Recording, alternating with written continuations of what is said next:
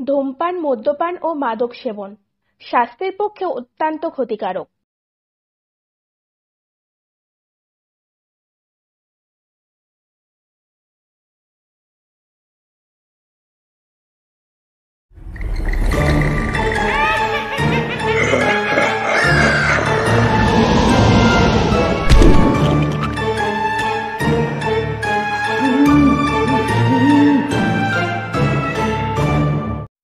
Hello everyone, welcome to ভৌতিক অলৌকিক। আজ আপনাদের জন্য নিয়ে এসেছি একটা দুর্দান্ত ভৌতিক গল্প। অন্ধকার গল্পের ইভেন্ট থেকে নেওয়া দেবেশ মজুমদারের কলমে বাঁশি। আজকের গল্পের গল্প পাঠে রয়েছে স্নেহাদ্রি, আর অন্যান্য চরিত্রে রয়েছে অনুদীপ, শুভজিৎ, মৌমিতা, সায়ন্তন, দেবময়, ইরাবতী ও আমি পূজা। গল্পে যাওয়ার আগে আপনাদের কাছে আমার এক বিশেষ অনুরোধ, আপনারা চ্যানেলটি সাবস্ক্রাইব করবেন আর সাবস্ক্রাইব বাটনের পাশে থাকা বেল আইকনটি প্রেস করবেন গল্পের নোটিফিকেশন সবার আগে পাওয়ার জন্য। তো এখন শুরু হচ্ছে দেবেশ মজুমদারের কলমে বাঁশি।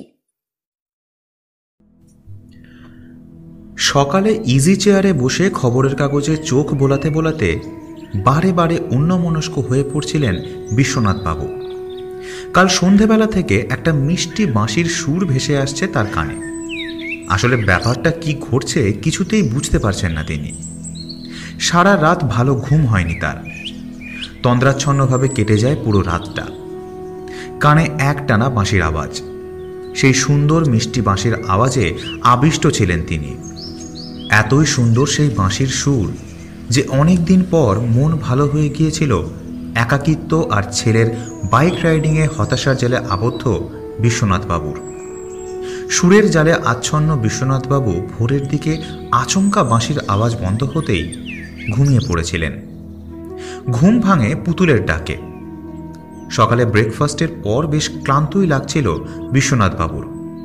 খবরের কাগজটাকে টেবিলের উপর রেখে চোখ বুজে বসে থাকলেন কিছুক্ষণ। ভাবার চেষ্টা করে খুঁজে পাচ্ছিলেন না কেন বাঁশির সুরটা তার কানে আসছিল। বেহালার রামচন্দ্রপল্লীর কল্পনা অ্যাপার্টমেন্টের 3 তলার একটি ফ্ল্যাটে ছেলেকে নিয়ে থাকেন বিশ্বনাথবাবু। ছোটবেলায় বর্ধমানে থাকতেন পৈতৃক বাড়িতে। গ্র্যাজুয়েশন করার পর স্টেট ব্যাংকে চাকরি পেয়ে যান। পোস্টিং হয় বেহালা ব্রাঞ্চে। প্রথম বর্ধমান থেকে যাতায়াত করতেন। অফিসে দেরি হচ্ছে দেখে কয়েক মাস পর রায়বাহাদুর লেনে বাড়ি ভাড়া নেন। এরপর সুজাতার সাথে বিয়ের পর পাকাপাকিভাবেই কলকাতাতে থাকতে শুরু করেন। তারপর বিশ্বনাথবাবু তার অফিস কলিগ প্রদীপের সঙ্গে একই সাথে ফ্ল্যাট কেনেন বেহালার রামচন্দ্রপল্লীতে। বছর 2 হয়েছে চাকুরি থেকে অবসর নিয়েছেন বিশ্বনাথবাবু। একমাত্র ছেলে বিতান আইটি সেক্টরে কর্মরত। সল্টলেকেই অফিস। সুজাতা মারা যাবার পর নিজের হাতে ছেলেকে মানুষ করেছেন বিশ্বনাথবাবু। সুজাতা যখন মারা যায় তখন বিতানের বয়স ছিল মাত্র 12 বছর। ক্লাস 7-এ পড়ত ও। বিশ্বনাথবাবুর তখন 42 বছর বয়স। আত্মীয় স্বজন, বন্ধু বান্ধব অনেকেই বিয়ে করতে বলেছিলেন, কিন্তু বিশ্বনাথবাবু করেননি। কারণ সুজাতার স্মৃতি আঁকড়ে ধরে বাঁচতে চেয়েছিলেন তিনি। ছেলেকে নিজের প্রাণের থেকেও বেশি ভালোবাসত সুজাতা। ছেলের কষ্ট একদম দেখতে পারত না সে। বিতানের শরীর খারাপ হলে খুব অস্থির হয়ে উঠত সুজাতা। 10 বছর বয়স পর্যন্ত বিতানকে নিজের হাতে খেতে হয়নি, সুজাতা খাইয়ে দিত। সুজাতা থাকাকালীন ছেলের বিষয়ে কোনো কিছুই ভাবতে হয়নি বিশ্বনাথবাবুর। ছেলের লেখাপড়া, স্কুলে নিয়ে যাওয়া, টিউশনে নিয়ে যাওয়া, নিয়ে আসা সবই একার হাতে সামলাত সুজাতা। সুজাতার আদরের মানিককে তাই অন্য কারোর হাতে তুলে দিতে চাননি বিশ্বনাথবাবু। ছেলের সমস্ত দায়িত্ব নিজের কাঁধে তুলে নিয়েছিলেন তিনি। ছেলেকে সুজাতার মতো করেই ভালোবেসেই বড় করে তুলেছিলেন। পড়াশোনায় বরাবরই ভালো ছিল বিতান। মা মারা যাবার পর প্রথম একটু চুপচাপ থাকত সে। কারোর সাথে কথা বলতে চাইত না। মাঝে মাঝে মায়ের ছবির সামনে গিয়ে কাঁদত। এই সময় বিশ্বনাথবাবু বেশ কিছুদিন অফিসে ছুটি নিয়েছিলেন ছেলেকে সঙ্গ দেবার জন্য। এই সময়টায় বিশ্বনাথবাবুকে যা কোনোদিন করতে হয়নি তাই করতে হয়েছিল। জীবনের রান্নাঘরের দিকে পা মারাননি তিনি। সেই রান্নাঘরেই সকাল সকাল ঢুকে পড়তে হচ্ছিল তাকে। ছেলের পছন্দের রান্না করতে গিয়ে অনেকবার হাত পুড়লেও তিনি দমে যাননি। বিতানের সমস্ত দায়িত্ব পালন করতে গিয়ে তিনি বুঝতে পারলেন সুজাতা কতটা দায়িত্ব নিয়ে কাজ করত। সুজাতার ফেলে যাওয়া কাজ নিজের কাঁধে তুলে নিয়ে রান্নাবান্না থেকে ছেলেকে খেতে দেওয়া, পড়তে দিয়ে আসা, নিয়ে আসা সবই তিনি করতেন, যাতে বিতান তার মায়ের অভাব বুঝতে না পারে। এরপর বিতান ধীরে ধীরে স্বাভাবিক হলে তিনি আবার অফিস জয়েন করেন। সেই সময় থেকেই বাড়ির সমস্ত কাজকর্মের জন্য পুতুলকে রাখেন বিশ্বনাথবাবু। রান্না থেকে শুরু করে গৃহস্থলীর অনেক কাজকর্ম পুতুল করে দিত। বিশ্বস্ত পুতুলকে পেয়ে অনেকটা নিশ্চিন্ত হয়েছিলেন বিশ্বনাথবাবু। আইটি সেক্টরের কাজ করার পাশাপাশি বিতানের আরেকটি নেশা ছিল বাইক রাইডিং। এর জন্য বিশ্বনাথবাবু ভীষণ চিন্তিত ছিলেন। বাইক রাইডে দেশ বিদেশের বিভিন্ন জায়গায় ঘোরা। কলকাতা বাইকার্স ক্লাবের সদস্য ছিল বিতান। অফিসে লম্বা ছুটি পেলেই বাইক নিয়ে বন্ধুদের সাথে বেরিয়ে পড়ত।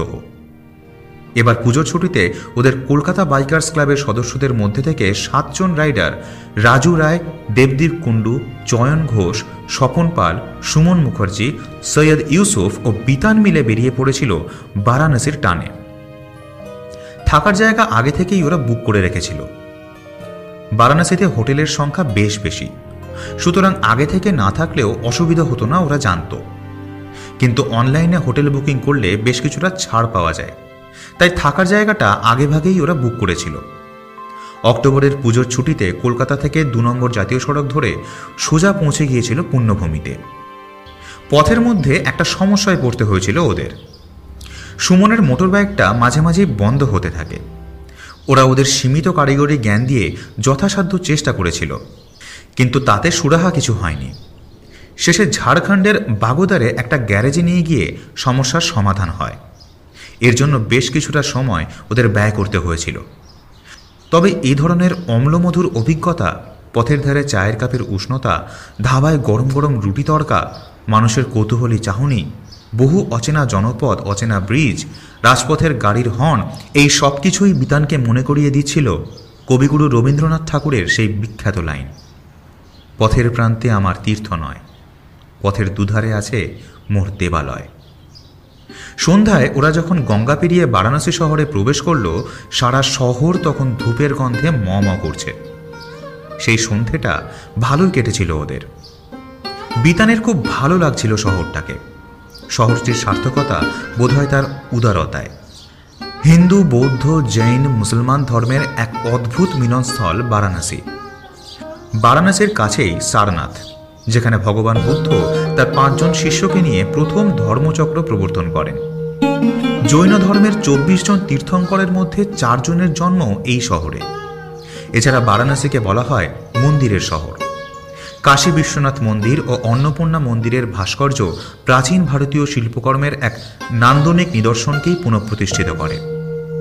বিশ্বনাথ মন্দির অতীতে বহুবার ধ্বংসপ্রাপ্ত ও পুনর্নির্মিত হয়। অধুনা মন্দিরটি নির্মাণ করেন ইন্দোরের মহারানী অহলাবাই হোলকার। বিশ্বনাথ মন্দিরের ঠিক পাশেই ঔরঙ্গজেব নির্মিত জ্ঞানবাপী মসজিদ। এইসব ইতিহাসের স্পর্শ নিতে নিতে বিতান খুব রোমাঞ্চিত হচ্ছিল। প্রাচীন ইতিহাসকে জানা আর খুঁজে বের করা বিতানের হবি। ইতিহাসকে জানা আর তার স্পর্শ পেতেই বারাণসীতে ওদের আসা। বিশ্বনাথ মন্দিরে দাঁড়িয়ে আকাশের দিকে তাকায় বিতান। গাঢ় নীল রঙের আকাশের দিকে তাকিয়ে অনেক দিনের লালিত স্বপ্ন পূরণের স্বাদ পেল। সকালে নৌকা করে গঙ্গার ঘাটগুলো দেখতে বেরিয়েছিল ওরা। এক এক ঘাট যেন গঙ্গা সাক্ষী রেখে তাদের নিজস্ব মিথ ও ইতিহাসকে যত্ন করে বুকে আগলে রেখেছে। 80 ঘাটে বসেই তুলসীদাস শেষ করেছিলেন তার রামচরিতমানস। মণিকর্ণিকা বা হরিশ্চন্দ্র ঘাটে রীতি মেনে চিতার আগুন ঠিক জ্বলছিল। দাঁড়ভাঙা ঘাটের সামনে দিয়ে পেরোনোর সময় বিতানের মনে পড়ল চোয়াল শক্ত করে ফেলুমিত্তিরের সেই কালজয়ী সংলাপ, হয় আমি এর বদলা নেব, নইলে গোয়েন্দাগিরি ছেড়ে দেব। বিতানের আরও মনে পড়ছিল চোখের বালির বিনোদিনীকে। ঘাটের আবেগ সত্যি শেষ হবার নয়। সন্ধ্যায় দশাশ্বমেধ ঘাট ও গঙ্গা আরতি আর মোহময়ী বারাণসী রোমাঞ্চিত করেছিল বিতানকে। বিতানের মনে হচ্ছিল বারাণসী মানে শুধুই দশাশ্বমেধ ঘাট, বিশ্বনাথ মন্দির, রাবড়ি বা বেনারসি শাড়ি নয়, বরং শহরটা ভারতীয় ইতিহাসের চমৎকার এক মিশ্রণ। ধর্ম, দর্শন, রাজনীতি, সংস্কৃতি, শিল্পকলা এই সব কিছুর ধারাবাহিকতা এ শহর আজও নিজস্ব রীতিতে বজায় রেখে চলেছে। সত্যি আসমুদ্র হিমাচলের এক ক্ষুদ্র সংস্করণ যেন বারাণসী। আধুনিকতার সাথেও দিব্যি মানিয়ে ফেলেছে ভারতের এই পবিত্র নগরী।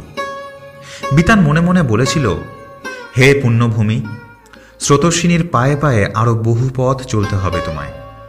ইতিহাসের অনেক পাতা এখনো ফাঁকা পড়ে আছে। এগিয়ে যাও পবিত্র নগরী। ফেরার আগের দিন সন্ধেবেলায় ওরা কেনাকাটি করবার জন্য বেরোলো। বিতান এমনিতে বিশেষ কিছু কেনাকাটি করে না, আর কিনবেই বা কার জন্য? বাড়িতে ও আর বাবা ছাড়া তো আর কেউ নেই। তা সত্ত্বেও বিতান কোথাও বেড়াতে গেলে স্মৃতিচিহ্ন হিসাবে কিছু না কিছু নিয়েই আসে, যার বেশিরভাগই থাকে হয় বই, না হয় ঘর সাজানোর জিনিস। ওরা একটা শপিং মলে ঢুকলো। বন্ধুরা সবাই মিলে জামা কাপড় কিনতে ব্যস্ত ছিল। বিতানের পোশাক আশাকের প্রতি অত ন্যাক নেই। কিছুক্ষণ পর শপিং মল থেকে বেরিয়ে এসে একটা রাস্তার সামনে দাঁড়ালো।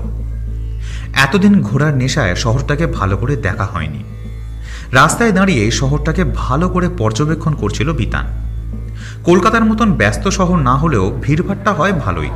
প্রচুর পর্যটকের ভিড়। শহরটাও বেশ সাজানো গোছানো। কাপড়ের দোকানগুলোতে রং বেরঙের বেনারসি সাজানো। রাস্তাঘাটগুলো বেশ ভালো। চাইনিজ টুনিলাইট দিয়ে সাজানো দোকানগুলো শহরটাকে রঙিন করে দিয়েছে। আকাশের দিকে তাকিয়ে বিতান দেখল মেঘমুক্ত আকাশের তারার মেলা। গঙ্গার দিক থেকে মৃদু মোলায়েম বাতাস ভেসে আসছিল। এক জায়গায় স্থির হয়ে দাঁড়িয়ে সেই হাওয়া গায়ে মাখছিল বিতান। হালকা বাতাসে ওর চুলগুলো মাঝে মাঝে উঠানামা করছিল। ল্যাম্পপোস্টের এলআইডি চুঁইয়ে পড়া আলোতে বেশ মায়াবী লাগছিল শহরটাকে। Side please. আচমকা মেয়েলি গলায় সঙ্গীত ফিরল বিতানের। চমকে সরে আসতেই দেখল একটা অল্প বয়সী মেয়ে ওর সামনে দিয়ে পেরিয়ে গেল। বিতানের চোখ দুটো অনুসরণ করছিল মেয়েটাকে। কয়েক পা হেঁটে একটা দোকানে ঢুকে পড়ল মেয়েটি।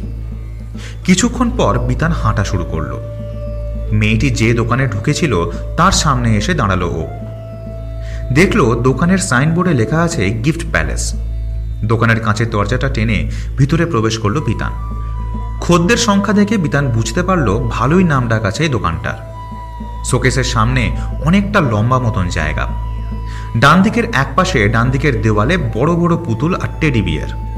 বাঁ দিকে তাকাতেই দোকানের শেষ প্রান্তে দেখতে পেল সেই মেয়েটিকে। মেয়েটির হাতে একটা পিতলের মূর্তি। দোকানদারের সাথে কিছুক্ষণ কথাবার্তার পর মেয়েটি মূর্তিটা ফেরত দিয়ে দিল। বিতান বুঝতে পারল দামে না পোষানোর জন্যই হয়তো মেয়েটি মূর্তিটা ফেরত দিয়ে গেছে। মেয়েটি দোকান থেকে বেরিয়ে যেতেই বিতান মূর্তিটা দেখার জন্য বাঁ দিকে গেল। মূর্তিটা তখন শোকেসের উপর রাখা ছিল। মূর্তিটা হাতে নিয়ে দেখল বেশ ভারী। পিতলের মূর্তিটা বেশ পছন্দ হলো বিতানের। মূর্তিটি ভালো করে পর্যবেক্ষণ করলো বিতান। মূর্তিটির ডান হাতে অভয় মুদ্রা আর বাঁ হাতে একটি কলস ধরা আছে।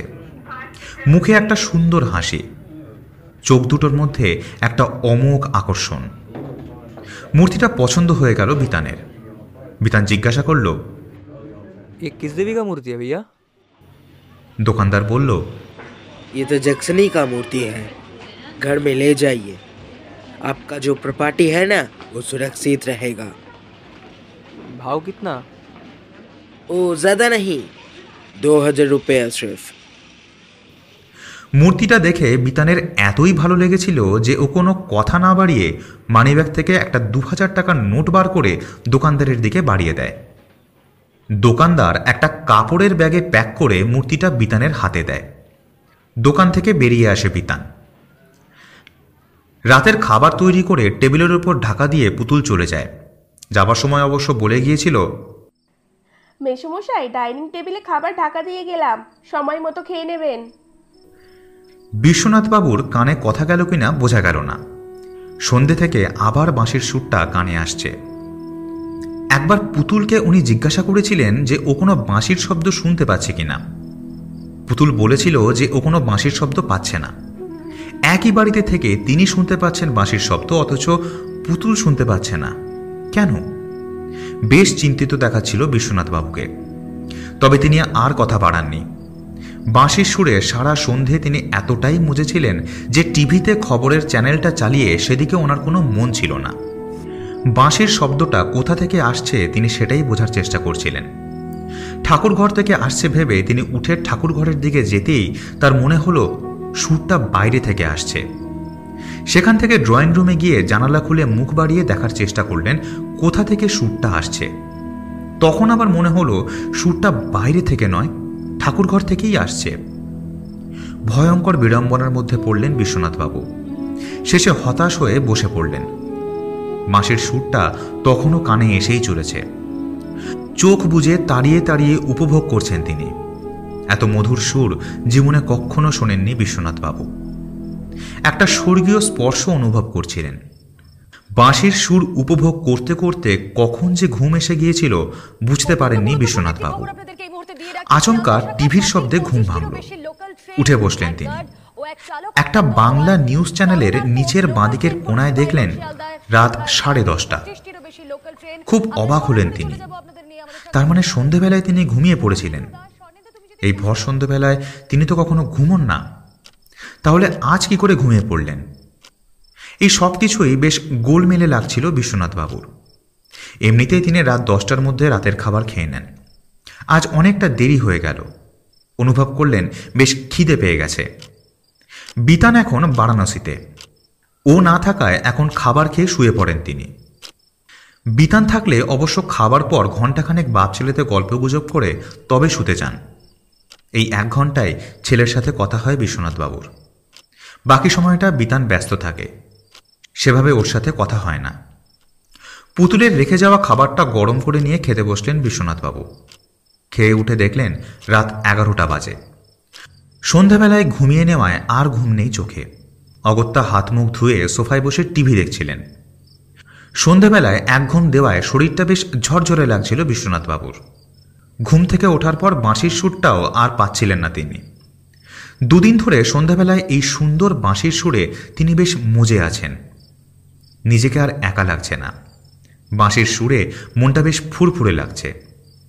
মনের আনন্দে টিভি দেখছিলেন বিশ্বনাথবাবু। ঘণ্টাখানেক পর যখন মনে হলো ঘুম আসছে, উঠে পড়লেন তিনি। ঘড়ির দিকে তাকিয়ে দেখলেন রাত 12টা। বাথরুম থেকে ফিরে টিভি বন্ধ করে শুয়ে পড়লেন। নির্জন সবুজ ঘাসে ভরা মাঠে একাকে দাঁড়িয়ে আছেন বিশ্বনাথবাবু। মাঠের দক্ষিণ দিকে উঁচু ঢিবি। ঢিবির উপরে গাছের ফাঁক ফোঁকর দিয়ে উঁকি দিচ্ছে বিকেলের নীল আকাশ। পড়ন্ত বিকেলের কমলালেবু রঙের সূর্যের অর্ধেক অংশ ভাসছে পশ্চিম দিকে তীর তীর করে বয়ে যাওয়া নদীর জলে।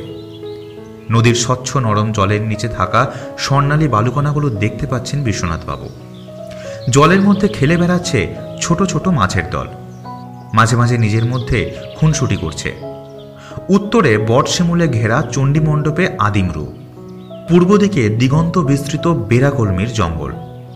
কলমি গাছের ঝোপ থেকে ভেসে আসছে পাখির ডাক। মাইকের চোঙের মতন বেগুনি রঙের ফুল ফুটে আছে প্রত্যেকটি কলমি গাছে। সবুজ পাতার ভেতর থেকে মুক্তোর মতো বেরিয়ে আসা কলমি ফুলগুলো অপরূপ স্বর্গীয় চেহারা দিয়েছে দিগন্ত বিস্তৃত জঙ্গলটাকে। নীল আকাশ, সবুজ ঘাস আর আদিম গাছেরা মোহময়ী করে রেখেছে জায়গাটিকে। বিশ্বনাথবাবুর মনে হলো তিনি স্বর্গে এসে পড়েছেন। আচমকা নিজের দিকে তাকিয়ে বিশ্বনাথবাবুর মনে হলো বয়সটাও যেন তার অনেকটা কমে গিয়েছে। নিজেকে বেশ সতেজ লাগছিল বিশ্বনাথবাবুর। এবার আলতো পায়ে হাঁটতে শুরু করলেন তিনি। মখমলের মতো সবুজ ঘাসে পা ডুবে যাচ্ছে। বড় বড় সবুজ ঘাস ঝুঁকে পড়ছে পায়ের পাতার উপর। মনে হচ্ছে যেন আঁকড়ে ধরে রাখতে চাইছে বিশ্বনাথবাবুকে। মাঠ পেরিয়ে সরু রাস্তায় এসে পড়লেন তিনি। দুধারে ঘাস, মাঝখানে সরু মাটির রাস্তা। বড় গাছগুলো ঝুঁকে পড়ছিল রাস্তার উপরে। একটু এগোতেই দেখতে পেলেন একটা বেড়া দিয়ে ঘেরা বাগান, আর গোটা বাগান জুড়ে অড়হর কলাইয়ের গাছ। অসংখ্য কলাই ঝুলছে গাছের ডালে। কলাইয়ের সংখ্যা ছাড়িয়ে গেছে গাছের পাতাকে। সবুজ কালো ডোরাকাটা কলাইগুলো দেখে খুব পারতে ইচ্ছে করছিল বিশ্বনাথবাবুর। ঠিক সেই মুহূর্তে তার চোখে পড়ল বাগানের পিছন দিকের কুল গাছটাকে। কচি কলাপাতা রঙের কুল ঝুলছে সেখানে। অবশ্য মাঝে মাঝে লালচে কুলের দেখা মিলছে। জায়গাটা বেশ চেনা লাগছে বিশ্বনাথবাবুর। কিন্তু তিনি মনে করতে পারছেন না। আর একটু এগোতেই দেখলেন রাস্তা নিচের দিকে নেমে গিয়েছে। আস্তে আস্তে নিচে নামলেন তিনি। নেমেই চোখ পড়ল একটা বড় পুকুরের দিকে। কাকচক্ষুর মতো স্থির জল, মাঝে মাঝে লাফিয়ে ওঠা মাছেরা আলপনা কাটছে পুকুরের জলে। আকাশের দিকে তাকাতেই দেখলেন ঝাঁকে ঝাঁকে জলফড়িং বৃত্তাকারে উড়ে বেড়াচ্ছে। বিশ্বনাথবাবুর মনে হচ্ছিল এই পুকুর, মাঠ, জলফড়িং, অড়হর কলাইয়ের গাছে ভর্তি বাগান তার অনেক দিনের চেনা। পুকুরের পাড় ধরে খানিকটা হেঁটে এসে বড় রাস্তায় উঠলেন বিশ্বনাথবাবু। ডান দিকে এগোতেই দেখলেন কলমি গাছ বেড়া দিয়ে ঘেরা একটা জায়গা। মাঝামাঝি জায়গায় বাঁশের বাতা দিয়ে তৈরি একটা গেট। গেট পেরিয়ে ভিতরে ঢুকলেন বিশ্বনাথবাবু। বড় বড় গাছের ফাঁক দিয়ে সাদা রঙের একতলা বাড়ি। আস্তে আস্তে সব মনে পড়ছে বিশ্বনাথবাবুর। বাড়ির সামনে দুটো জাম গাছের তলায় তিনি খেলেছেন। ডান দিকে একটা শিমুল তুলোর গাছ ছিল। মনে পড়তেই সেদিকে তাকালেন তিনি। অবাক হয়ে দেখলেন গাছটা সেখানেই আছে। গাছের নিচে পড়ে আছে অসংখ্য লাল রঙের ফুল। দুটো আম গাছ আর কাঁঠাল গাছও ছিল। খুঁজে দেখলেন সেগুলো যথাস্থানে রয়েছে। একটু এগিয়ে গিয়ে দেখলেন বাড়ির ছাদ লাগোয়া পেয়ারা গাছটায় পেয়ারাগুলো পেকে হলুদ হয়ে আছে। প্রিয় আম গাছটার কাছে গিয়ে দাঁড়ালেন তিনি। হাত দিয়ে স্পর্শ করলেন গাছের ছালটাতে। উপরে তাকিয়ে দেখলেন আম গাছের লাল কচি পাতাগুলো আলতোভাবে নড়ছে। জায়গাটা চিনতে পেরেছেন বিশ্বনাথবাবু। ছুটে গেলেন বাড়ির ঈশান কোণের দিকে। হ্যাঁ, ওই তো আমাদের ঠাকুর মন্দির। আচমকা সন্ধে নেমে এসেছে। গাছগুলোকে কালো ছায়ার মতো দেখাচ্ছে। সন্ধ্যের কাঁসর ঘণ্টার আওয়াজ। আবার তিনি শুনতে পাচ্ছেন সেই বাঁশির সুর। কোথা থেকে আসছে সেই সুর বোঝার চেষ্টা করছিলেন তিনি ঠাকুর মন্দিরের সামনে দাঁড়িয়ে। সুরটা ডান দিক থেকে আসছে ভেবে সেদিকে গেলেন, কিন্তু না, সেখান থেকে নয়। একটু পিছিয়ে গিয়ে সেই প্রিয় আম গাছটার কাছে দাঁড়ালেন। চোখ বুজে মনঃসংযোগ করবার চেষ্টা করছিলেন। বাঁশির সুরটা আরও তীক্ষ্ণ হচ্ছিল। সুরটা এবার তিনি অনুসরণ করতে পারছেন। ঠাকুর ঘরের দিক থেকেই সেই সুর ভেসে আসছে। সুরের প্রভাবে বাতাস আলোড়িত। সেই আলোড়িত বাতাস গাছে ধাক্কা খেয়ে নিচের দিকে নেমে আসছে। সমস্ত আকাশ বাতাসে সুরের মূর্ছনা। সুরের ছন্দে ছন্দে গাছগুলো আন্দোলিত হচ্ছে। নিচের ডালগুলো নেমে আসছে মাটির কাছাকাছি। জাম গাছের মৃত পাতাগুলো পাক খেতে খেতে ঝরে পড়ছে। এগোনোর চেষ্টা করছেন বিশ্বনাথবাবু। একটা দমকা বাতাস তাকে এগিয়ে যেতে বাধা দিচ্ছে। তবুও তিনি চেষ্টার কোনো কসুর করছেন না। অনেক চেষ্টা করে ঠাকুরবাড়ির কাছাকাছি আসতেই সামনের দিক থেকে বয়ে আসা তীব্র বাতাস আটকে দিল বিশ্বনাথবাবুকে। বাতাসের প্রথম ঝটকায় তিনি কিছুটা পিছিয়ে পড়লেন। মনে জোর বেড়ে গেল তার। যে করেই হোক আজ তাকে জানতেই হবে কে বাঁশি বাজাচ্ছে। বাতাসের গতির সঙ্গে যুদ্ধ করে 2 পা এগিয়ে যাচ্ছিলেন, তো পর মুহূর্তেই 4 পা পিছিয়ে আসছিলেন। এইভাবে অনেকক্ষণ যুদ্ধের পর অবশেষে তিনি ঠাকুর ঘরের কাছে যখন পৌঁছলেন, তখন পরিবেশ অনেক শান্ত হয়ে পড়েছে। ঠাকুর ঘরটা বন্ধ ছিল, কিন্তু তখনও বাঁশির সুর শোনা যাচ্ছে। আগের মতো তীক্ষ্ণ নয় এই মুহূর্তে, বেশ মোলায়েম শোনাচ্ছে। ওখানে দাঁড়িয়ে খানিকক্ষণ বাঁশি শোনার পর বিশ্বনাথবাবুর মনে হলো শব্দটা ঠাকুর ঘরের পিছন দিক দিয়ে আসছে। পিছনে যাবার রাস্তা খুঁজছিলেন তিনি। আচমকা মন্দিরের ডান পাশের সরু গলিতে চোখ পড়তেই ঢুকে পড়লেন সেখানে। গলি পেরোতেই অদ্ভুত সুন্দর এক নৈসর্গিক দৃশ্য দেখে চমকে উঠলেন বিশ্বনাথবাবু। সূর্যের শান্ত স্নিগ্ধ আলো গাছপালার ফাঁক দিয়ে চুঁয়ে চুঁয়ে পড়ছে। মনোরম শান্ত পরিবেশ। প্রজাপতি উড়ে বেড়াচ্ছে। পুকুরের শান্ত জলে চড়ে বেড়াচ্ছে রাজহাঁস। পুকুর পাড়ের কদম গাছের নিচে জাবর কাটছে একটা সাদা গাভী। সেই কদম গাছের ডালে বসে অনিন্দকান্তি এক কিশোর বাঁশি বাজাচ্ছে। শ্বেত বস্ত্র পরিহিতা সেই কিশোরের দেহ থেকে ছিটকে ছিটকে বেরিয়ে আসছে সোনালি আলোর দ্যুতি। সূর্যের আলো ভেদ করে বেরিয়ে যাচ্ছিল সেই আলো। বিশ্বনাথবাবু তাকাতে পারছিলেন না। চোখ বন্ধ করে মন্ত্রমুগ্ধের মতো দাঁড়িয়ে রইলেন তিনি। ধীরে ধীরে দৃশ্যটা অস্পষ্ট হচ্ছিল। একসময় হারিয়ে যেতেই চোখ খুললেন বিশ্বনাথবাবু। দেখলেন তিনি শুয়ে আছেন। ভোর হয়ে গেছে। জানালার ফাঁক দিয়ে সূর্যের আলো প্রবেশ করছে ঘরে। পাশের ফ্ল্যাটের ছাদ থেকে ভেসে আসছে পায়রার বকম বকম ডাক। সকালে শরীরটা বেশ চাঙ্গা লাগছিল বিশ্বনাথবাবুর।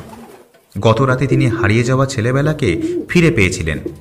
ছোটবেলার মাঠ, বন্ধুদের সঙ্গে নদীতে দাপাদাপি, ছোটবেলার বাড়ি, ঠাকুর ঘরে বসে বাবার পুজো দেখা, সব মনে পড়ে যাচ্ছিল বিশ্বনাথবাবুর।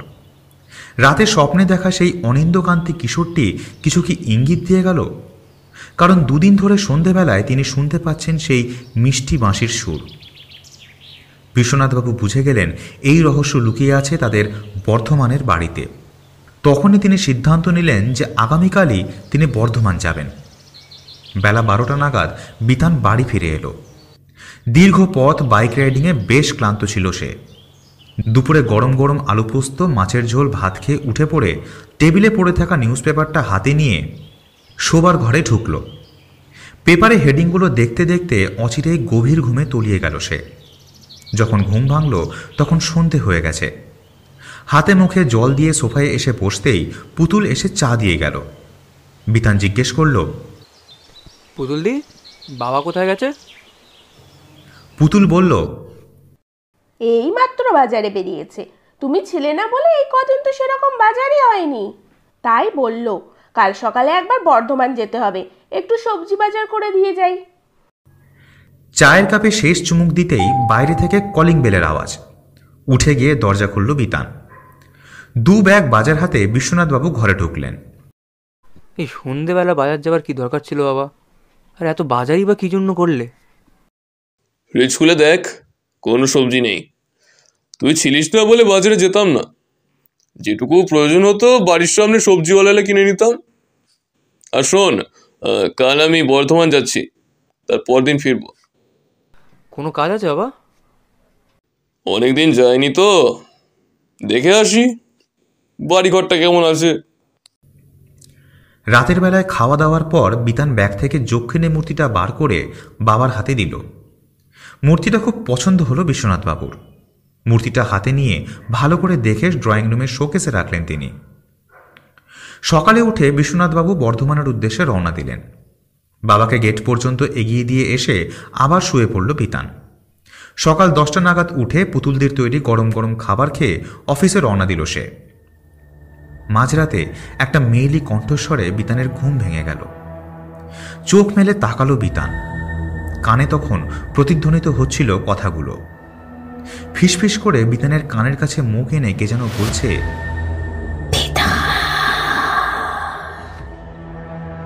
তোমাদের মূল্যবান জিনিসগুলো কোথায় রেখেছ আমাকে বলো। বিছানার উপর উঠে বসল বিতান। ভাবছিল কোনো দুঃস্বপ্ন দেখছিল কিনা। মাথাটা ঝনঝন করছিল। একটু ধাতস্থ হওয়ার পর আবার শুয়ে পড়ল সে। কিন্তু আচমকা ঘুম ভেঙে গেল শেষ রাত্রে। ভীষণ জল তেষ্টা পেয়েছে বিতানের। গলাটা শুকিয়ে এক্কেবারে কাঠ। বুঝতে পারছিল না রাত ঠিক কটা হলো। মোবাইল হাতে নিয়ে দেখল রাত 3টে। নাইট ল্যাম্পের চুঁয়ে পড়া আলোতে মশারির ভিতর আলো আঁধারি। হাত বাড়িয়ে টেবিলের ওপর থেকে বোতলটা নিয়ে জল খেতে যাবে, ঠিক তখনই ঘটল ঘটনাটি। ড্রয়িং রুমে কে যেন হেঁটে বেড়াচ্ছে। রাতের নিস্তব্ধতা খান খান করে গোটা ঘরকে প্রতিধ্বনিত করছে। ঘরের বাতাসে রিন রিন করে ভেসে বেড়াচ্ছে শব্দটা। ভয় পেয়ে গেল বিতান। মনে পড়ে গেল বাবা বর্ধমানে গেছেন। তাহলে এত রাতে কে হেঁটে বেড়াচ্ছে ড্রয়িং রুমে? শব্দটা আপাতত থেকে গেছে। একটা অসাড়তা গ্রাস করল বিতানকে। কি করবে বুঝে উঠতে পারছিল না সে। একটা অজানা ভয়ে কিছুক্ষণ স্থির হয়ে বসে থাকলো বিতান। একটু নিজেকে সামলে নিয়ে আস্তে আস্তে মশারি সরিয়ে বেরিয়ে এলো বাইরে। দরজা খুলে তাকালো ড্রয়িং রুমের দিকে। ড্রয়িং রুমে তখন আলকাত্রার মতন অন্ধকার জমাট বেঁধে আছে। হালকা পায়ে ড্রয়িং রুমে প্রবেশ করল বিতান। আচমকা ড্রয়িং রুমের শোকেসের দিকে তাকাতেই চমকে উঠল সে। ঘন অন্ধকারের মধ্যে চকচক করছে যক্ষিণী মূর্তিটা। কিনে আনা সেই মূর্তিটার সাথে এই মূর্তিটাকে মেলানো যাচ্ছে না। চোখ দুটো থেকে রক্তের মতন লাল আলো ছিটকে বেরোচ্ছে। তীক্ষ্ণ সূচালো নখ বেরিয়ে এসেছে প্রতিটি আঙুল থেকে। হাতে ধরে থাকা কলস আর অভয় মুদ্রা কোথায় যেন ভ্যানিশ হয়ে গিয়েছে। গাঢ় লাল টিপ আর ধারালো সদন্তে ভয়ঙ্কর লাগছিল যক্ষিণী মূর্তিটাকে। নিজেই নিজের চোখকে বিশ্বাস করতে পারছিল না বিতান। সবটাই যেন মনে হচ্ছে স্বপ্ন। মন্ত্রমুগ্ধের মতো দাঁড়িয়েছিল সে। একবার গায়ে চিমটি কেটে বোঝার চেষ্টা করলো স্বাভাবিক আছে কিনা। যক্ষিণী মূর্তিটা সোজাসুজি তাকিয়েছিল বিতানের দিকে। কোনো মতে হাত বাড়িয়ে লাইট জ্বালল বিতান। লাইট জ্বলার সাথে সাথে বিতান দেখল যে যক্ষিণী মূর্তি আবার তার স্বাভাবিক অবস্থায় ফিরে গেছে। কি হচ্ছে এসব? চিন্তা করেও কোনো ব্যাখ্যা পেল না সে। শোকেসের কাছে গিয়ে কাঁচ সরিয়ে যক্ষিণী মূর্তিটা বাইরে বার করে আনলো। অসম্ভব উত্তপ্ত হয়ে আছে যক্ষিণী মূর্তিটা। হঠাৎ করে ওজনটা যেন অনেক বেড়ে গেছে মনে হচ্ছে। বিতানের হাতে যেন ছ্যাঁকা লাগছে, হাত জ্বলে যাচ্ছে ওর। কিছুতেই হাতে রাখা যাচ্ছে না মূর্তিটা। কোনো রকমে ছুঁড়ে মূর্তিটাকে শোকেসে ঢুকিয়ে দিল বিতান। বাকি রাতটুকু জেগেই কাটল ওর। হাওড়া থেকে কর্ডলাইনে লোকাল ধরে বর্ধমানে পৌঁছে গেছেন বিশ্বনাথবাবু। প্রায় 2 বছর পর বাড়িতে ফিরেছেন। মফস্বল শহরটাকে খুব ভালো লাগে বিশ্বনাথবাবুর। জীবনের একটা বড় সময় তিনি তো এই শহরেই কাটিয়ে গেছেন। এ শহরের প্রতিটি কোণা তার চেনা। কিছুদিন আগে প্রাচীন এই স্টেশনের একটা অংশ আচমকা ভেঙে পড়েছিল। টিভিতে দেখেছিলেন বিশ্বনাথবাবু, পরে খবরের কাগজেও পড়েছিলেন। বাইরে বেরিয়ে সেই অংশের দিকে তাকিয়ে দেখলেন বেশ সুন্দরভাবে সারাই করে ফেলা হয়েছে। তবে আধুনিকতায় মোড়া সেই সারাইয়ের অংশ বাকি অংশের সাথে মেলানোর চেষ্টা হলেও বেশ বোঝা যাচ্ছে। স্টেশনে একটা টোটো ধরে তিনি বললেন, মহন্তস্থল যাব। মহন্তস্থল না গেলেও হতো, তার আগে নামলেই তিনি বাড়ি পৌঁছে যেতেন। মহন্তস্থল বললেন এই কারণে যাতে তিনি ওখান থেকে তার ছোটবেলার খেলার মাঠ পেরিয়ে হেঁটে বাড়ি ফিরতে পারেন। টোটো বোরহাটে পৌঁছতেই তিনি ডান দিকে যেতে বললেন যাতে স্কুলটা দেখতে পান। স্কুলের পাশ দিয়ে টোটোটা যাওয়ার সময় সেদিকে তাকিয়ে বিশ্বনাথবাবু দেখলেন আগে যে রেলিং দিয়ে ছোট গেটটা দিয়ে তিনি স্কুলে ঢুকতেন সেটি আর সেখানে নেই। সেই জায়গায় বেশ একটা বড় কংক্রিটের গেট, উপরে লেখা শ্রী শ্রী রামকৃষ্ণ শারদাপীঠ উচ্চ বিদ্যালয়। টোটো দাঁড় করিয়ে গেটের সামনে গিয়ে দাঁড়ালেন বিশ্বনাথবাবু। স্কুল বিল্ডিংয়ের দিকে খানিকক্ষণ নিষ্পলক চোখে তাকিয়ে থাকলেন। তারপর গেটে হাত দিয়ে প্রণাম করে এসে বসলেন টোটোতে। ছোট গেট টপকে স্কুলে ঢোকা, ক্লাসরুমের দুষ্টুমি, টিফিনে স্কুলের মাঠে খেলা, খেলাকে কেন্দ্র করে ঝগড়া, রাগারাগি, তারপর দিন আবার খেলা, এই সব কিছুই নস্টালজিক করে দিচ্ছে বিশ্বনাথবাবুকে। জেঠু, মহন্তস্থল এসে গেছি। পকেট থেকে একটা 50 টাকার নোট বার করে টোটোওয়ালার হাতে দিয়ে হাঁটতে শুরু করলেন বিশ্বনাথবাবু। খানিকটা হাঁটার পর তিনি দেখতে পেলেন মহন্ত মহারাজের তৈরি 24 প্রহর তলাটা। আধুনিকতার মোড়কে সাজানো হয়েছে সেটি। আগের টেরাকোটার কাজগুলো কোথায় যেন হারিয়ে গিয়েছে। একটু এগিয়ে এসে ডান দিকের মাঠের পথ ধরলেন তিনি। আগের মাটির রাস্তাটা এখন কংক্রিটের হয়েছে। আসলে চাকরি পেয়ে কলকাতায় সেটেল হওয়ার পর এদিকে আর আসা হয়নি বিশ্বনাথবাবুর। উইকেন্ডে বর্ধমানে এলে বাড়ির কাজকর্মেই সময় কেটে যেত। রাস্তা পেরিয়ে মাঠে এসে দাঁড়াতেই দেখলেন জায়গায় জায়গায় আগে সেই সবুজ ঘাস উঠে গিয়ে লাল মাটি উঁকি দিচ্ছে। মাঠের উত্তর দিকে চণ্ডীমণ্ডপে বেশ কিছু মানুষের জটলা। পুরনো বেলগাছটার বাঁধানো চাতালের নিচে বসে অল্প বয়সী কিছু যুবক আড্ডা দিচ্ছে। একসময় মাঠে খেলার পর বন্ধুদের সঙ্গে এখানে বসতেন বিশ্বনাথবাবু। আজ নতুনেরা সেই জায়গা নিয়েছে। শুধু মণ্ডপের কাছে বৃদ্ধ বট আর শিমুল গাছ দুটি আজও অমলিন। মাঠের পূর্ব দিকে বেড়াকলমি জঙ্গল কেটে তৈরি হয়েছে বিশাল বিশাল ইমারত। চারিদিকে তাকাতে তাকাতে বিশ্বনাথবাবু এগিয়ে গিয়ে ঢিবির ওপরে উঠলেন। পাশ দিয়ে বয়ে চলা ছোট নদীটা আজও একইভাবে বয়ে চলেছে। হাতে করে নদীর জল স্পর্শ করলেন বিশ্বনাথবাবু। ছোটবেলার সেই অনুভূতি ফিরে আসছে। এই জলেই তো কত দাপাদাপি করেছেন বন্ধুদের সাথে। না, নদী আমাকে ভুলে যায়নি। আজলা ভরে জল নিয়ে হাতে মুখে দিলেন বিশ্বনাথবাবু। ধীরে ধীরে উঠে এসে বাড়ির পথ ধরলেন। আগের সেই দুধারে গাছে ভরা সরু গলি আজকে হারিয়ে গিয়েছে। সেই জায়গায় রাস্তা আজ অনেক বেশি চওড়া। দুই ধারে গাছের জায়গা নিয়েছে রং বেরঙের সুন্দর সুন্দর বাড়ি। এমনকি সেই বড় পুকুরটা যেখানে দাঁড়িয়ে মাছেদের খেলা দেখতেন বিশ্বনাথবাবু, সেটাও হারিয়ে গেছে কংক্রিটের জঙ্গলে। বাড়িতে ঢুকে বিশ্বনাথবাবু দেখলেন গেটের পাশের জাম গাছ দুটো আজও প্রহরীর মতো বাড়ি পাহাড়ে দিয়ে চলেছে। বাকি গাছগুলোর উন্নয়নে কবলে কাটা পড়লেও এই জাম গাছ দুটো বাবা আর কাটেননি। বলেছিলেন আমার বাড়ির অক্সিজেন এরা যোগান দেবে। আর যে গাছটা আছে সেটা হলো ঠাকুর ঘরের পেছনের কদম গাছটা। এই তিনটি গাছ বিশ্বনাথবাবুর বাড়ির অক্সিজেনকে আজও যোগান দিয়ে যাচ্ছে। বিশ্বনাথবাবুর বাবা অবসর নেওয়ার পর বাড়িটি একতলা থেকে দোতলা করেছিলেন। বাবা মারা যাওয়ার পর মাকে অনেকবার কলকাতায় নিয়ে যেতে চেয়েছিলেন বিশ্বনাথবাবু, কিন্তু মা পাকাপাকিভাবে সেখানে গিয়ে থাকতে রাজি হননি। তাই মা একা থাকতেন বলেই বাড়ির নিচের তলাটা ভাড়া দিয়েছিলেন বিশ্বনাথবাবু। এরপর মা গত হবার পর উপরতলাটা খালিই থাকে। বিশ্বনাথবাবু বর্ধমানে এলে ওপরেই থাকেন। ঠাকুর ঘরের কাছে গিয়ে বিশ্বনাথবাবু দেখলেন দরজায় তালা আটকানো। মা মারা যাবার পর বাড়ির ঠাকুর অমৃতলাল চ্যাটার্জিকে দৈনিক পুজোর দায়িত্ব দিয়েছিলেন বিশ্বনাথবাবু। সেই থেকে চ্যাটার্জিদা খুব ভালোভাবেই সেই দায়িত্ব পালন করে আসছেন। তখন বেলা 11টা। বিশ্বনাথবাবু ভাবলেন চ্যাটার্জিদা হয়তো পুজো করে চলে গিয়েছেন। ঠাকুর ঘরের পিছনে গিয়ে কদম গাছটার নিচে দাঁড়ালেন বিশ্বনাথবাবু। এই গাছটাই তিনি স্বপ্নে দেখেছেন। সেই ছোট কদম গাছটা আজ মহিরুহ। Calling bell বাজালেন বিশ্বনাথবাবু। ভাড়াটিয়া সঞ্জয় রায়ের স্ত্রী অঞ্জলি বেরিয়ে এসে বললেন, কাকু কখন এলেন? এইমাত্র। এবার ফোন করেননি কেন? হঠাৎই সিদ্ধান্ত নিয়েছিলাম, তাই আর তোমাদের জানানো হয়নি। চ্যাটার্জিদা পুজো করতে এসেছিল। খেয়াল করিনি কাকু।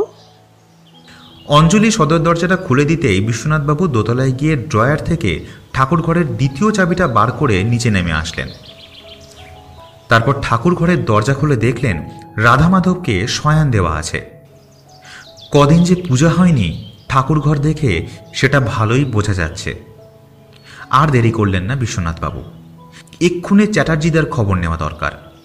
চ্যাটার্জিদার বাড়িতে গিয়ে দেখলেন উনি খুব অসুস্থ। কয়েকদিন ধরে খুব জ্বর, সুগার প্রেশারটাও বেড়েছে। বৌদি বললেন, ঠাকুরপো, তোমার দাদা আর পারছে না, তুমি অন্য কাউকে দেখো। বিশ্বনাথবাবু সিদ্ধান্ত নিলেন যে রাধা মাধবের বিগ্রহ দুটো তিনি কলকাতায় নিয়ে যাবেন।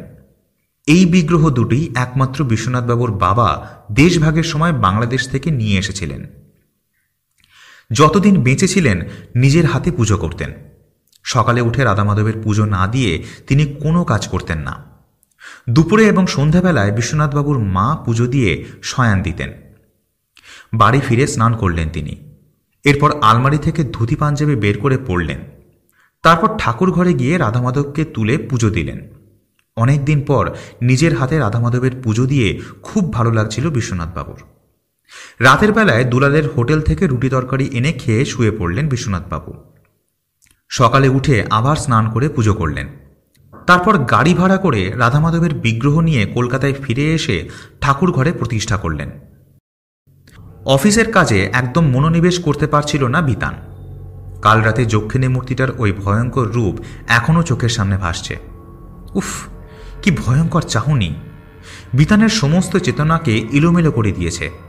নিজের মনকে বিশ্বাস করাতে পারছিল না। সমস্ত ব্যাপারটাই কেমন দুঃস্বপ্নের মতো লাগছিল ওর। বিতান যুক্তি দিয়ে ভাববার চেষ্টা করলেও নিজের মনের কাছে ব্যর্থই হচ্ছিল বারবার। অফিস শেষে বাড়ির দিকে রওনা দিল বিতান। আজ একটু আগেই বেরিয়ে এসেছে। বাড়ির কাছে যখন পৌঁছালো তখন রাত 8টা। কেমন একটা নিঝুম স্তব্ধতা বিরাজ করছে সমস্ত চরাচরে। চারিদিকটা শুনশান। কয়েকটা নেড়ি কুকুর রাস্তায় এলোমেলো ঘুরে বেড়াচ্ছে। চারিদিকে একটা থমথমে পরিবেশ। একটা কালো বিড়াল আচমকা রাস্তা কাটল বিতানের। দাঁড়িয়ে পড়ল বিতান। অন্যদিন হলে এসব সে মানত না, কিন্তু কাল রাতের পর থেকে আচমকা সব কিছু যেন গুলিয়ে যাচ্ছে। যুক্তির বাইরে গিয়ে ভাবতে হচ্ছে বিতানকে। বাড়ির কলিং বেল বাজালো বিতান।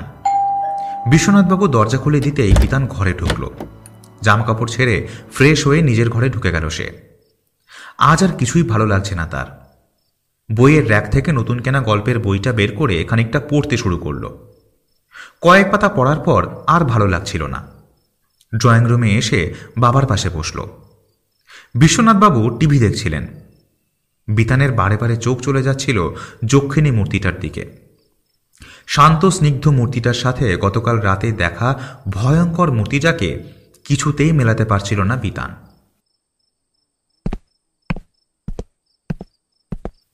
আচমকা পায়ের শব্দে ঘুম ভেঙে গেল বিতানের। কে যেন হেঁটে বেড়াচ্ছে ড্রয়িং রুমে। আজ আর দেরি করল না বিতান, সঙ্গে সঙ্গে উঠে পড়ল। দরজাটা খুলতেই এক রাশ ঠান্ডা বাতাস এসে ধাক্কা মারল ওর গায়ে। কাঁপুনি ধরে গেল ওর। নিজেকে সামলে ড্রয়িং রুমে প্রবেশ করল সে। চাপ চাপ অন্ধকার খণ্ড খণ্ড মেঘের মতো ভাসছে ড্রয়িং রুমে। ড্রয়িং রুমের নাইট ল্যাম্পের আলোয় ভেসে বেড়ানো অন্ধকার খণ্ডগুলো আকৃতি পাল্টাচ্ছে ঘন ঘন, কখনো বৃত্তাকার তো কখনো ডিম্বাকার। ড্রয়িং রুমে পরিবেশটাই পাল্টে গেছে। তীব্র শীতে কনকন করছে বিতানের শরীর। হাতে পায়ে সার নেই। এক জায়গায় নিশ্চল হয়ে দাঁড়িয়ে আছে বিতান। কোনো মতে পা ঘষে ঘষে যক্ষিণী মূর্তিটার মুখোমুখি হলো বিতান। ভয়ঙ্কর রক্তিম দৃষ্টি নিক্ষেপ করছে যক্ষিণী। হাতের নখগুলো আঙুল ফুঁড়ে বেরিয়ে আসছে। ক্রমেই বড় হচ্ছে তার স্বতন্ত্র। বিতানের হাত পা নড়ছে না। যক্ষিণী মূর্তির ভয়ঙ্কর রূপে সম্মোহিত সে। আচমকা মূর্তি থেকে ছিটকে বেরিয়ে পড়ল যক্ষিণী। ড্রয়িং রুমের তীব্র বাতাস বইছে। সেই বাতাসে যক্ষিণীর চুলগুলো ভয়ঙ্করভাবে পাক খেতে খেতে সিলিং ছুঁয়ে ফেলছে। চুলে ধাক্কা খেয়ে খণ্ড খণ্ড হয়ে গুঁড়ো হয়ে যাচ্ছে ভেসে বেড়ানো অন্ধকার খণ্ডগুলো। সুচালো নখগুলো এগিয়ে যাচ্ছে বিতানের গলা লক্ষ্য করে। খট করে একটা আওয়াজ। খুলে গেল ঠাকুর ঘরের দরজা। একটা হলুদ আলো বিকরিত হচ্ছিল মাধবের শরীর থেকে। আলোর ধাক্কায় ছিটকে সোফার ওপর গিয়ে পড়ল বিতান। মুহূর্তে গলতে শুরু করল জমে থাকা অন্ধকারের খণ্ডগুলো। হলুদ আলোর শিখা ভেদ হয়ে যাচ্ছিল যক্ষিণীর দেহ। আর্তনাদ করে উঠল যক্ষিণী। আলোর রেখা আষ্টে পৃষ্ঠে জড়িয়ে ধরছিল যক্ষিণীকে। ধীরে ধীরে ছোট হতে হতে একটা বিন্দুতে পরিণত হলো সেটা। সমস্ত ড্রয়িং রুম জুড়ে থাকা হলুদ আলোয় মিশে যাচ্ছিল শোকেসে থাকা পিতলের যক্ষিণী মূর্তিটাও। ধীরে ধীরে হলুদ আলোর শিখা সম্পূর্ণভাবে গ্রাস করল যক্ষিণী মূর্তিটাকে। আলোর শিখায় প্রচণ্ড গতিতে পাক খাচ্ছিল মূর্তিটা। খটাং করে একটা শব্দ। পিতলের যক্ষিণী মূর্তিটা ভেঙে গুঁড়ো গুঁড়ো হয়ে মিশে গেল সেই হলুদ আলোর শিখায়। পরের দিন সকালে বিশ্বনাথবাবু শোকেসের যক্ষিণীর মূর্তিটা দেখতে না পেয়ে বিতানকে জিজ্ঞাসা করলেন, পিতলের মূর্তিটা কোথায় রেখেছিস? বিতান মজা করে বলল, তোমার রাধা মাধবকে তার ধন সম্পদ পাহারা দিতে পাঠিয়েছে। এতক্ষণ আপনারা শুনছিলেন দেবেশ মজুমদারের লেখা বাসি। তো কেমন লাগলো শ্রোতা বন্ধুরা? আশা করি সবার খুব ভালো লেগেছে। কেমন লেগেছে কমেন্ট করে আমাকে জানিও। আর পিঠেভূত গল্পটা কি আপনাদের দেখা হয়নি? তাহলে আরেকবার গিয়ে দেখে এসো। খুব সুন্দর একটা মজার ভৌতিক গল্প। আশা করি তোমাদের সবার ভালো লাগবে। আজকের মতো এখানেই, আবার ফিরে আসবো পরের সপ্তাহে একটা জমজমাট এইরকম কাহিনী নিয়ে। শুভরাত্রি।